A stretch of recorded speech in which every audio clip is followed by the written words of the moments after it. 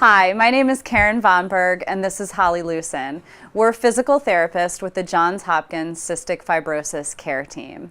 We recently completed an exercise study called the Do More, Be More, Live Fit study with Dr. Kate Powers.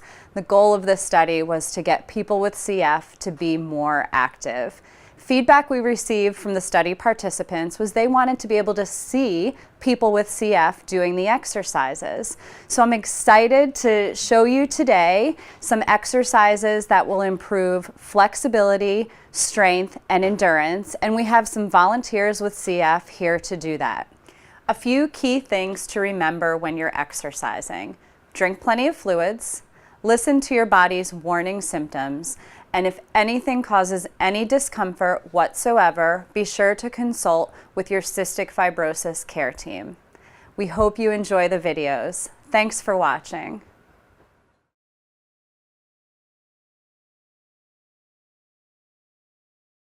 For people with cystic fibrosis, it's common to have stress urinary incontinence or leakage of urine when you cough, sneeze, run, or jump. The muscles of the pelvic floor are often tight and weak, and that's what leads to the stress urinary incontinence.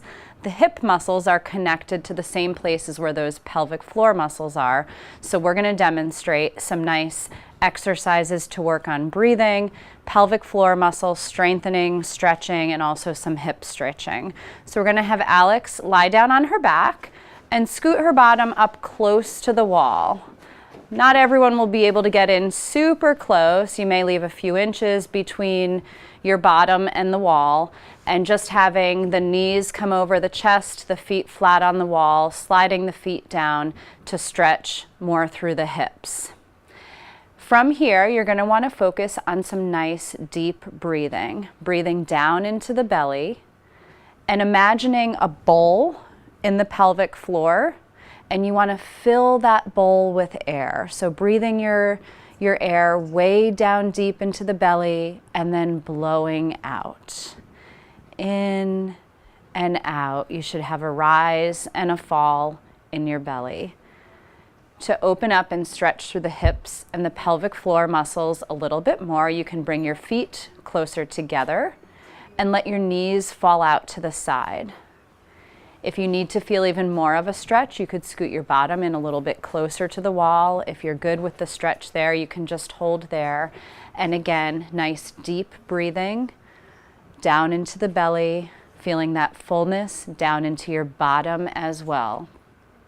And when you blow out, you want to think about a subtle lift of those pelvic floor muscles. So in, filling the bowl, filling through your bottom, and out, and do a subtle lift as if you're trying to keep yourself from passing gas or stopping the flow of urine. That's the lift that you should feel when you blow out. So blowing out and lifting, just a very subtle lift. You shouldn't feel the muscles around your legs tighten too much. Another stretch that we can do is the child's pose or prayer stretch position. So your bottom is going to sit back on your heels. You can spread your knees out wide, keep your feet together. Keeping your hips down, your bottom on your heels, you're going to walk your hands out. Let your head relax down. And again, we can focus on the breathing here. You may feel a stretch in the shoulders, the back, the buttock muscles, or the hip muscles. Thinking about breathing deep, filling all the way through your belly, feeling a fullness in your bottom, and then blowing out and doing that subtle lift of those pelvic floor muscles. Breathing in, feeling the fullness, and blowing out with a subtle lift.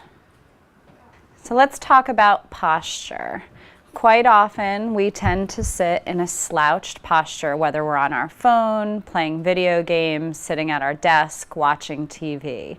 This is not good for breathing, and it's not good for the pelvic floor either.